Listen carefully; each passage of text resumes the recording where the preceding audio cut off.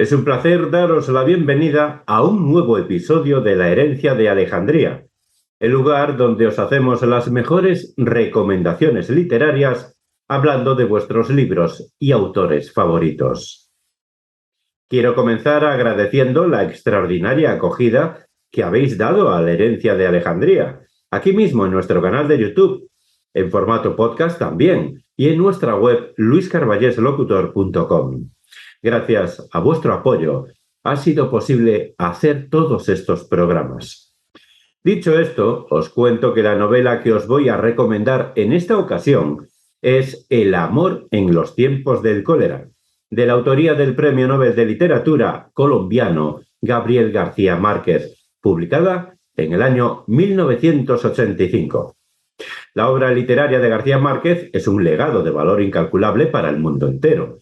Las crónicas periodísticas que empezó a escribir cuando apenas transitaba de la niñez a la adolescencia evidencian claramente ese potencial innato que poseía para hablar de aquello que todo el mundo ya conocía, haciéndolo parecer una historia jamás contada. Os invito a que os suscribáis al canal, que nos deis un like y que comentéis qué os parece el contenido que os ofrecemos.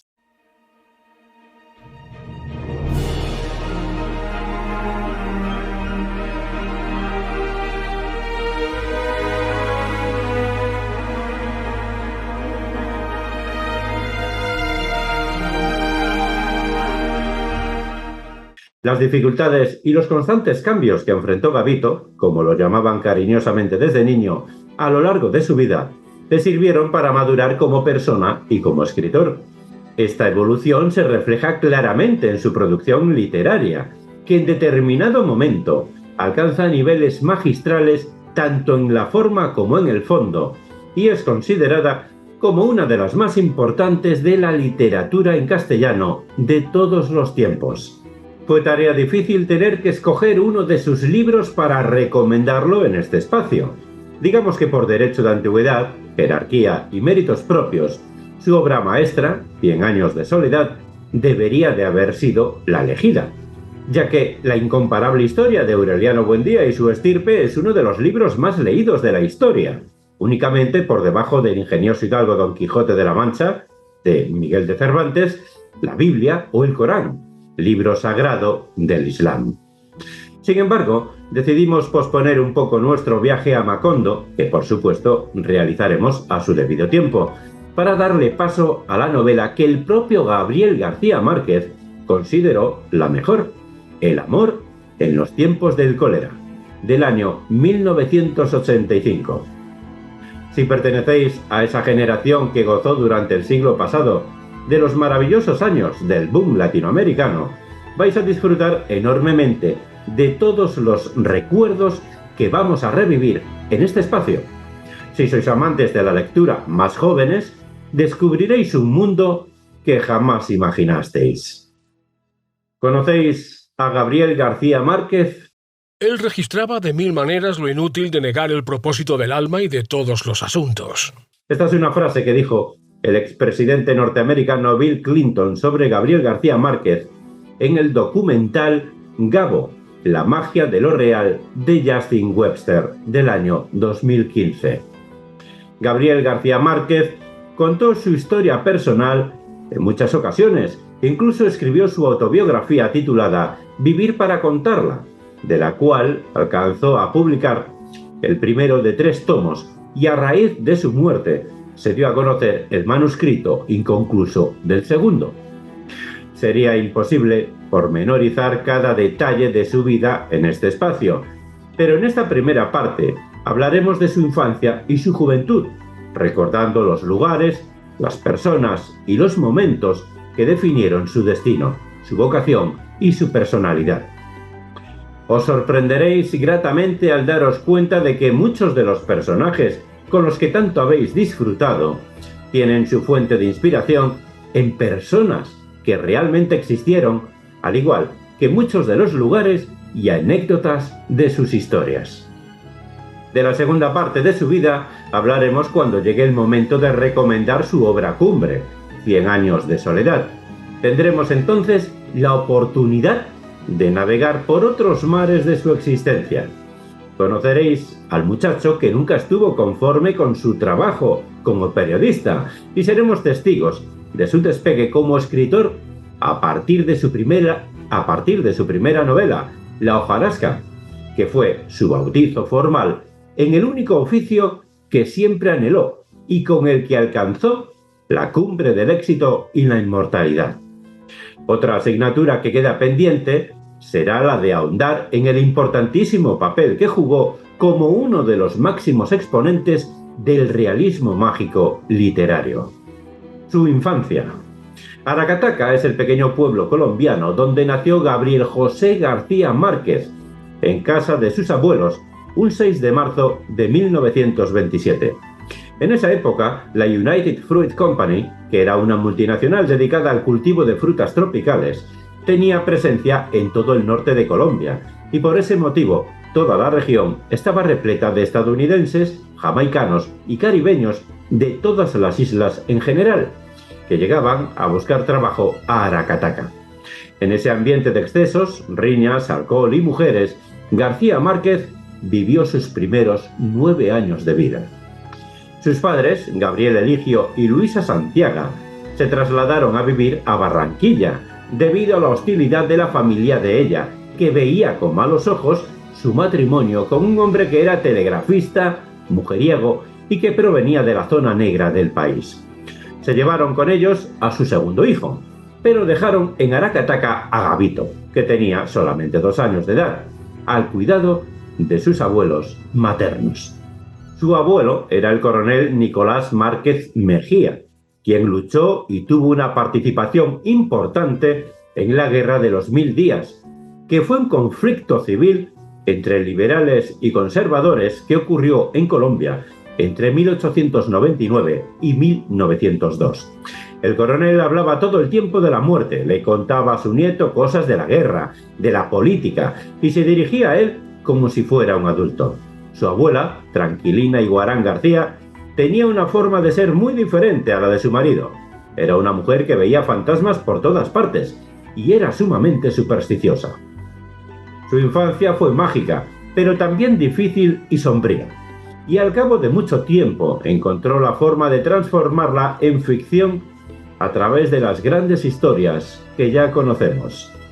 El mayor y mejor de los talentos de Gabriel García Márquez fue el saber contar la magia de lo real. A los 9 años, su padre regresó a buscarlo y se lo llevó a vivir con ellos a Sucre.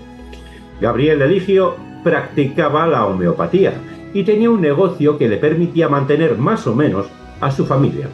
Pero a veces se ausentaba por meses enteros y la familia pasaba grandes penurias, por lo que a pesar de su corta edad, Gabo fue el gran apoyo de su madre en aquellos años. Coincidiendo con este cambio radical en su vida, recibe la noticia del fallecimiento de su abuelo, el hombre con quien forjó el vínculo más fuerte durante su infancia. Esta desgracia reafirma su temor por la muerte y le provoca una profunda tristeza que lo acompañará por el resto de su vida, añorando a la persona que lo alentó a hacer lo que él anhelaba más, que era expresarse. El viaje a Bogotá y el comienzo de una nueva vida. La vida en Colombia en el año de 1943 era muy difícil y en la familia García Márquez nacía un nuevo hermano todos los años. Gabriel sabía que no tenía otra alternativa que salir de ahí. Es por eso que, alentado por sus padres, aplicó para obtener una beca para estudiar en la capital. Hizo la travesía en solitario en un barco que recorría el río Magdalena y cuando llegó a Bogotá le pareció una ciudad sombría y hostil, lo que le hizo descubrir 2 sentimientos que van a estar presentes posteriormente de forma constante en sus historias: la soledad y la nostalgia. Escribió 2 cuentos y los envió al periódico El Espectador. A la semana siguiente vio a una persona leyendo el suplemento literario de ese periódico y se sorprendió al ver su cuento publicado a 8 columnas acompañado de una nota elogiando su trabajo. En ese momento se dio cuenta de que no había marcha atrás. Sería escritor para el resto de su vida. Cuando tenía vacaciones, Gabo regresaba a Sucre a visitar a sus padres, que para entonces ya tenían 11 hijos y todas sus esperanzas puestas en la carrera de su primogénito. En Sucre vivía una muchacha de la que estaba enamorado, que se llamaba Mercedes Barcha, pero ella era muy joven aún y no le hacía caso. Ese amor idealizado desde la niñez se consumó con los años. Mercedes, conocida cariñosamente como la Gaba, fue su eterna compañera de vida y quedó, tal y como él lo afirmaba, regada en todos sus libros. La estrepitosa huida de Bogotá. Gabriel cursaba el segundo año de la carrera de Derecho en Bogotá y sus padres estaban tan contentos que le hicieron llegar con su hermano una máquina de escribir como premio a su desempeño. Sin embargo, un hecho histórico que marcó la historia del pueblo colombiano cambió los planes de todos. Jorge Eliezer Gaitán, quien era el político liberal más famoso e influyente de Colombia y defensor de las causas del pueblo, fue asesinado a unos metros de la pensión donde vivía García Márquez. El asesinato de quien probablemente sería el próximo presidente de Colombia divide en dos tanto la historia como la literatura colombiana. Surgió un nuevo género llamado literatura de la violencia, que obsesiona a García Márquez, quien piensa que lo importante cuando se habla de violencia no son los muertos, sino los vivos que se quedan sudando frío en los escondites esperando la llegada de la muerte. El atentado en contra de Jorge Eliezer Gaitán levantó una ola de protestas en la capital colombiana conocidas como el Bogotazo, que obligaron a Gabriel a abandonar la ciudad. La Universidad de la capital cerró por tiempo indefinido y él salió prácticamente huyendo hacia la costa, completamente desamparado, con rumbo a Cartagena, a donde llegó a buscar trabajo sin dinero y sin un lugar donde dormir. Hacía apenas unos meses que se había inaugurado el periódico El Universal y Clemente Manuel Zavala, quien era el jefe de redacción, saludó a Gabriel. Al escuchar el nombre del muchacho, Zavala se emocionó porque lo reconoció inmediatamente como el autor de aquellos primeros cuentos que había publicado en Bogotá y enseguida le dio trabajo. Al día siguiente salió su primera nota hablando de la militarización y el estado de violencia que se vivía en la capital. El periodismo lo llevó a Barranquilla, donde conoció a Álvaro Cepeda, Germán Vargas y Alfonso Fuenmayor, con quienes entabla una entrañable amistad que los llevará a formar el Grupo de Barranquilla, junto con otros intelectuales como el catalán Ramón Viñés, quien a la postre fue inmortalizado como el sabio catalán en la trama de 100 años de soledad. Al cabo del tiempo y de muchas reuniones, este grupo de tertulianos funda el semanario Crónica, que fue trascendente para dar a conocer el trabajo del grupo y conservarlo para la posteridad. A partir de esa época de su vida, García Márquez no pudo separar jamás la literatura de la amistad. Hemos llegado al momento de poner puntos suspensivos a esta historia que, como ya os dijimos, continuará. De la realidad a la ficción. La niñez y la juventud de García Márquez son la fuente de la cual brotaron la mayoría de sus personajes, escenarios y argumentos. Por mencionar unos cuantos ejemplos de los muchos que podríamos enumerar, la historia del amor desgraciado de los padres de Gabo, Gabriel Eligio y Luisa Santiaga, está contada literalmente en El amor en los tiempos del cólera, a través de los amores contrariados de Fermina Daza y Florentino Ariza.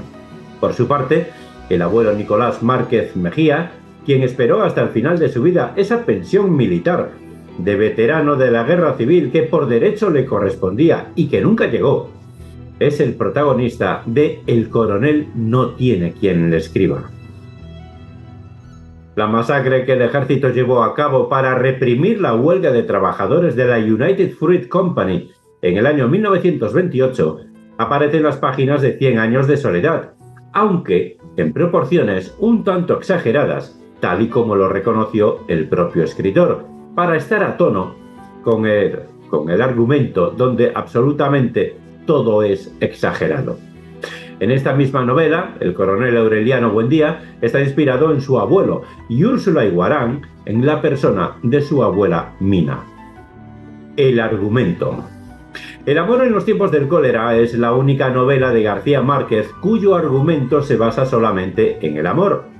Tiene una línea temporal anacrónica, lo que quiere decir que el lector se enfrenta a una historia contada mediante anticipaciones y retrospecciones. La parte de la trama que vamos a conocer aquí respeta el orden cronológico que tiene la novela, y como siempre os digo, contaré únicamente aquello que considero que puede atraer vuestro interés hacia esta historia sin revelar nada que pueda demeritar la experiencia del futuro lector. El olor de las almendras amargas le recordaba siempre el destino de los amores contrariados. Viajaremos en el tiempo, a finales del siglo XIX, hasta alguna ciudad colonial de Colombia cuyo nombre desconocemos, pero que por la descripción bien podría ser Cartagena de Indias. Aquel domingo de Pentecostés, que sería memorable por muchos motivos, el octogenario doctor Juvenal Urbino tenía que cumplir con dos compromisos ineludibles, a pesar de que no tenía por costumbre visitar pacientes ni acudir a eventos sociales en días de guardar. El primer e impostergable cometido era la penosa tarea de certificar la muerte por suicidio de su querido amigo y protegido Jeremías de Saint-Amour, quien era un hombre caribeño con un pasado oscuro que se había reinventado trabajando en su propio estudio de fotografía, a pesar de su invalidez. Lazos indestructibles de afecto unían a ambos hombres, que compartían el gusto por el cine, pero sobre todo su pasión por el ajedrez. Saliendo de ahí, tendría tiempo de dormir una pequeña siesta antes de asistir junto con su esposa Fermina a la mansión de su discípulo, el doctor Lácides Olivella, quien celebraba, por todo lo alto, sus bodas de plata profesionales. El estudio de Jeremías olía a almendras amargas, lo que era un claro indicio para el doctor y para los policías de que Jeremías se había quitado la vida mediante inhalación de cianuro de oro. Mientras el comisario buscaba la procedencia exacta de aquel aroma y Juvenal analizaba una partida inconclusa sobre el tablero de ajedrez, se encontraron una carta póstuma dirigida al doctor, cerrada con tantos sellos de lacre que fue imposible abrirla sin romper el sobre. El contenido de la misiva dejó anonadado al doctor. Se recompuso como pudo y les dijo a los demás que se trataba de las últimas instrucciones del finado para resolver los gastos funerarios y algunos otros pendientes, cosa que no era mentira, pero siendo precisos, en realidad era una verdad a medias. Retiraron una baldosa del suelo y encontraron el dinero suficiente para cubrir los gastos, y una vez concluidas las diligencias, Juvenal se retiró de ahí en su coche. En vez de dirigirse a su casa, le pidió al chofer que lo llevara a un barrio de esclavos a la dirección que Jeremías le indicó en la carta. Al llegar al domicilio que buscaba, una mulata que recordaba haber visto en ocasiones en el estudio de Jeremías ya lo estaba esperando, vestida de luto y con una flor en el cabello. Entonces Juvenal se enteró de la verdad que su amigo le había ocultado durante tantos años. Resultó que ese hombre, al que había querido y ayudado tanto, era en realidad un prófugo de la justicia por haber perpetrado un crimen terrible, y para colmo, era antropófago. Además, la mujer que aparentemente era su asistente, en realidad fue su amante y compañera durante 20 años. Jeremías había decretado que se quitaría la vida una vez cumplidos los 70 años, y ella, que conocía perfectamente su propósito, respetó y aceptó la voluntad de su amado, guardó el secreto y estuvo con él hasta el trágico final. Y se encontró una vez más en la encrucijada de incomprensión simple que lo había exasperado durante medio siglo. Juvenal Urbino era un médico de 81 años de edad, que gozaba de un gran prestigio en la región por sus certeros diagnósticos y por haber logrado controlar la epidemia de cólera morbo que azotó la provincia tras su regreso de París. La vejez había hecho lo procedente y Juvenal tomaba una gran cantidad de remedios, haciendo lo posible por contrarrestar sus efectos. Su cuerpo fallaba, pero su mente se conservaba perfectamente preparando todos los días la clase que impartía en la escuela de medicina y leyendo sus libros importados de París o Barcelona. Su rutina diaria era tan metódica que su esposa, Fermina Daza, podía saber dónde se encontraba o qué estaba haciendo en cualquier momento, si algo se le ofrecía. Cuando regresó a casa tras su visita a la amante de Jeremía, Juvenal pretendía dormir una pequeña siesta antes de asistir al almuerzo del doctor Olivella. Sin embargo, al llegar a su casa se encontró con un gran alboroto, ya que el loro había escapado de la jaula para posarse en la rama más alta del mango. La presencia de tantos animales domésticos en la casa respondía a la obsesión que Fermina Daza sentía por ellos.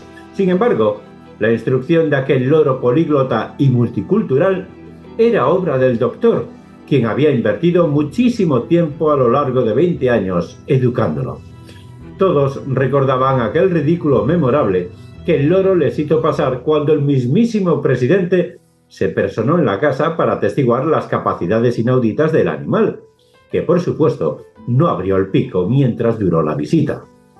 Normalmente le cortaban las alas para que pudiera andar libre por la casa, pero en aquella ocasión olvidaron hacerlo, y cuando se dieron cuenta de que cualquier intento por bajarlo del árbol era infructuoso, Juvenal ordenó que llamaran a los bomberos para que se encargaran del asunto y se retiró a su habitación para encontrarse con Fermina. Fermina Daza tenía entonces 72 años y aunque ya no conservaba el porte de su juventud, seguía siendo una mujer muy atractiva. El único pleito importante que Juvenal y ella habían tenido durante los 50 años que llevaban casados lo provocó la falta de una pastilla de jabón en el baño.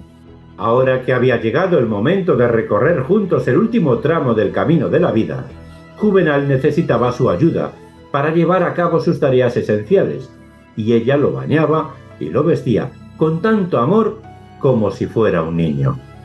Juvenal, impactado, le contó a Fermina lo que había descubierto acerca de Jeremía, y la reacción de ella fue totalmente opuesta a la suya, ya que no halló nada sorprendente en aquella historia a la que incluso le encontró algún tinte romántico. Ella vio de reojo que él lloraba, pero no era por la naturaleza de aquellas revelaciones, sino por todo lo que su amigo le había ocultado durante aquellos años. Y como tantas otras veces, Juvenal se sintió incomprendido. Entonces ella lo vistió con el mismo amor de siempre y se fueron juntos a la mansión de Lácides Olivella. La anfitriona, Aminta de Olivella, se había esmerado al extremo para que todo fuera perfecto, previniendo cualquier eventualidad. Sin embargo, fuera de todo pronóstico, cayó un aguacero descomunal y tuvieron que celebrar en el interior de la casa con un calor infernal. A Juvenal lo tuvieron que cargar para que no se mojara, y Aminta atendió a sus invitados empapada de pies a cabeza. El matrimonio se retiró sin probar el postre para que a Juvenal le diera tiempo de dormir una siesta antes de ir al entierro de Jeremía. Solo Dios sabe cuánto te quise. Al regresar, encontraron la casa destrozada por los bomberos en su intento por rescatar al loro. Mientras el doctor leía y Fermina intentaba arreglar su dormitorio, el loro apareció, esta vez en la rama más baja del mango. Juvenal creyó que podía alcanzarlo subiendo un par de peldaños de la escalera que dejaron los bomberos, pero se cayó. Fermina alcanzó a llegar antes de que él le dedicara sus últimas palabras. Solo Dios sabe cuánto te quise. Cuando Juvenal pensaba en su muerte, no le quitaba el sueño el futuro de sus hijos Marco Aurelio y Ofelia. Sin embargo, siempre le preocupó dejar sola a Fermina, quien demostró una gran fortaleza y determinación durante todos los acontecimientos que sucedieron a partir de ese momento. Se decretaron 3 días de duelo y se llevaron a cabo toda clase de homenajes en honor al doctor Urbino. Florentino Ariza. Durante el funeral, Florentino Ariza se movía discreto por toda la casa, ayudando en todo lo que podía, pero intentando pasar desapercibido en la medida de lo posible. Una vez que todo hubo terminado y la casa se quedó vacía, Florentino se acercó a Fermina, quien se alegró sinceramente al verlo. Tenía frente a él a la mujer que había amado durante toda su vida. Acababa de verla despidiéndose de su marido con la promesa de volver a verse muy pronto, colocando su anillo matrimonial en la mano de él. Sin embargo, nada ni nadie podría impedir que Florentino pronunciara frente a ella aquello que había callado durante tantos años.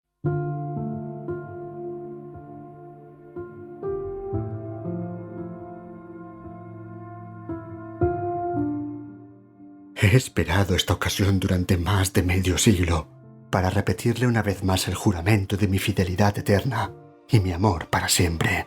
Lárgate y no te dejes ver nunca más en los años que te quedan de vida. Espero que sean muy pocos.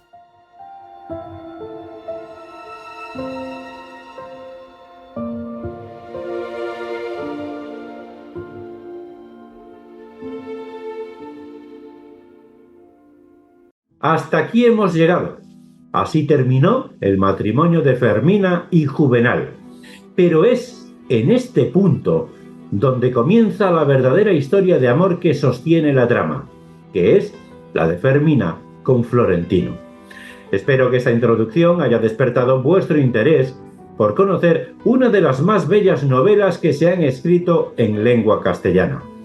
Una auténtica joya que cobra un valor adicional al saber que García Márquez plasmó en ella, para la posteridad, la historia de amor de sus padres. Ahora entendemos por qué era su libro favorito, ya que tal y como él lo afirmó, lo escribió desde sus entrañas. Entérate de algunas curiosidades.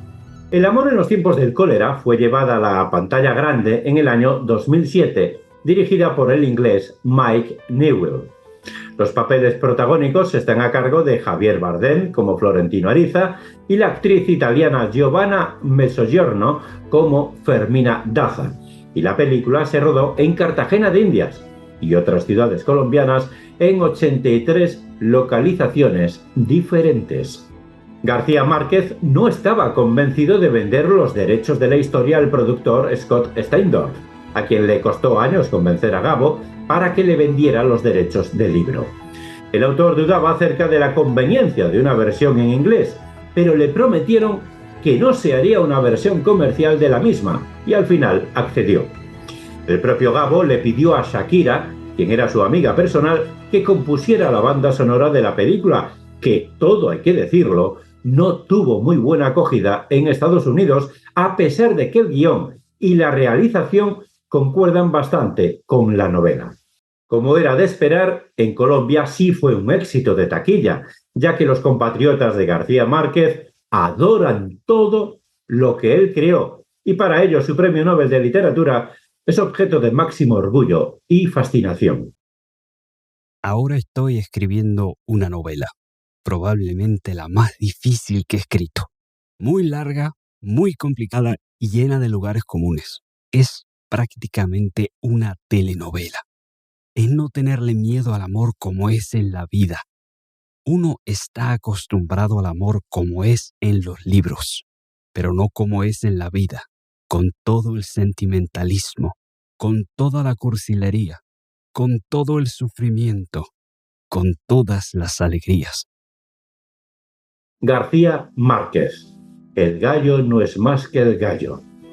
Pluma, abril de 1985. Amigos, hemos llegado al final de esta travesía.